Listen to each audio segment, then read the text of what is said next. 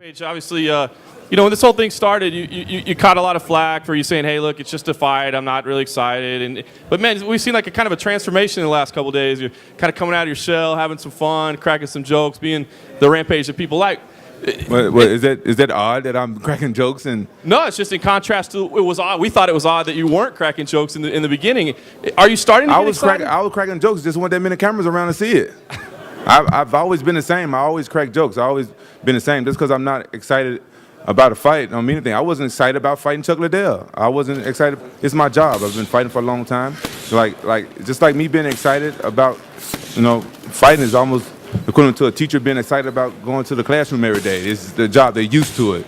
It may be, to you guys, y'all may look at it different than me, but this is my career. This is my job. This is what I do. So I don't understand why it's hard for people to understand that I'm not excited when I just keep it real. I don't know if other fighters be excited or not. I don't know. I'm excited to still be working and making a living and stuff like that, but it's like another day at the office for me, homie. Does it change at all, though, as things get close? I mean, obviously, training camp's no fun. It's hard work. You admit it's not a lot of fun. But the fight, we think that is fun for you guys. Does it change at all as things get closer? Well, I love fight night. I love fighting and stuff like that, but I do hate the training, and it's just me. But I love fighting. So, but what's your question, though? If you do get excited off the juices start flowing a little bit, as you get close. I'm a human being. You know what I'm saying? I get excited. I get anxious. I get nervous. You know what I'm saying? I get shy. You know what I'm saying? Sometimes I have gas. Sometimes I urinate. That's gonna be my next question. So that's and sometimes I get mucus in my nose. I gotta blow my nose. I'm a human being just like everybody else. Absolutely. I'm not a cyborg, everybody. That's my new campaign slogan. I'm not a cyborg. I don't train 24 hours a day. I'm just saying it because it's all the media here. I get asked a lot of questions, and I refuse to answer questions and stuff on Twitter and different places, which is Rampage for real. If anybody was wondering, shameless plug. Anyway, but sometimes when I'm at the mall shopping with my kids, or I'm tweeting something like that, people say, "Shouldn't you be training?" It's like, I just want everybody to know, don't ever ask me that question again, because I don't train 24 hours a day, as you guys can tell sometimes, because I'm way overweight in between fights. So, there's anything else you want to know? Do you think that will change at all? You mentioned the fact that you had to turn down that title fight. Do you think your off-season habits will change at all after this fight? I know you're not looking past this. Do you think my off-season habits will change after this fight? I don't think so. Yeah, he don't think so. Hell if I know. I hope so. I want to stay in shape. That's why me and my friend Dave Roberts opened up a gym. And so I can, it's close to my house, so I can be more motivated to go in the gym and train, So I'm trying to stay in shape because I'm just a lazy guy. I train so much and it's like, I dread going to the gym. I'm lazy. I'd rather sit home and play video games. But, things should change. I want to be champion again one day. You think I should try to go and fight for the belt again? Yeah. Because he said so. I'm going to do it. So, yeah. You think? I'm glad. Yeah. Yeah, he said. Guys, we're going to bring Rick's story to the back for any one-on-ones. Rampage is going to stay here. Next question for Rampage. Rampage.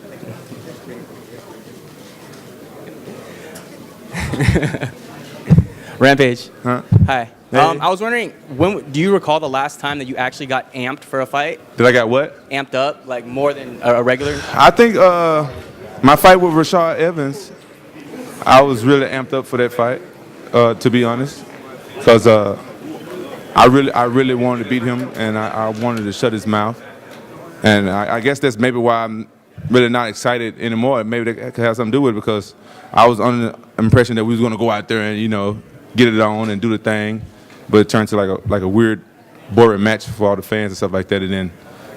Lately, it seemed like everybody been just trying to take me down, and I'm more excited. I would have been really excited. I can't lie about Thiago Silva. I would have been really excited about fighting him because there's somebody that maybe I could have slammed because his wrestling is suspect, but he liked to bring it. You know what I'm saying? A lot of fans back for slams.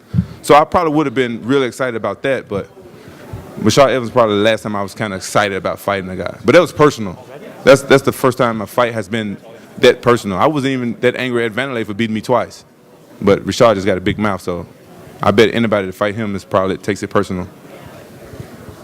1, 2. Y'all gave the wrong guy the microphone. Yesterday you mentioned in the press conference. Hey, I've had the best what? You mentioned yesterday in the press conference that you had a few injuries in your camp. Is having bad breath one of them injuries? I can honestly say that my bad breath is a big injury to me and everybody who's around me. And that's how I get most of my knockouts. The secret's out. I didn't want everybody to know my secret. But right before I knocked out Chuck, I kind of like blew on him a little bit.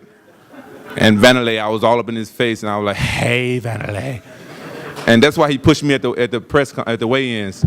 Vanderlei actually pushed me because I breathed on him a little bit, and my breath is very dangerous. It can knock people out, and that's why I haven't been knocking people out lately because they don't get close enough to smell the breath. Everybody been running from it. Yeah, they ain't get in breath range is what we call it in my gym. My sparring partners, they know about it. I'm the only fighter in the world that got sparring partners that spar with clothespins on their noses. So my breath is a big factor in injuring other people.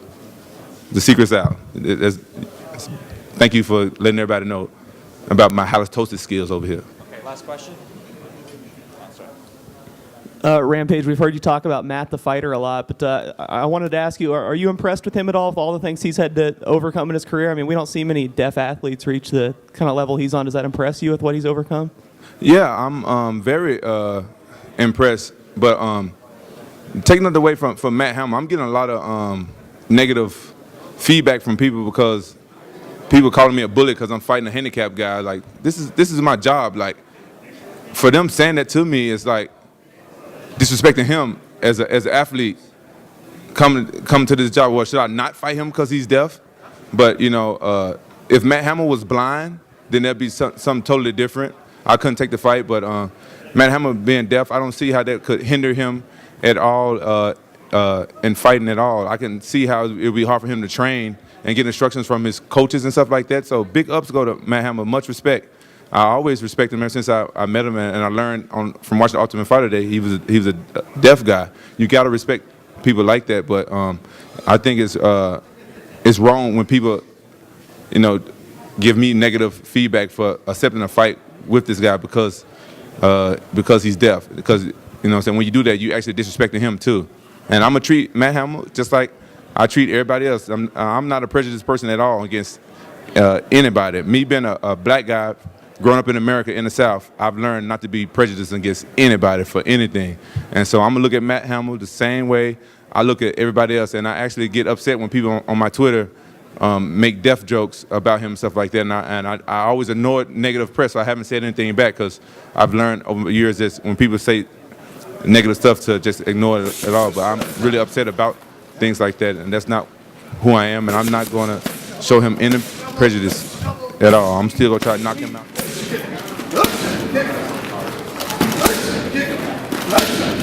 Let's kick.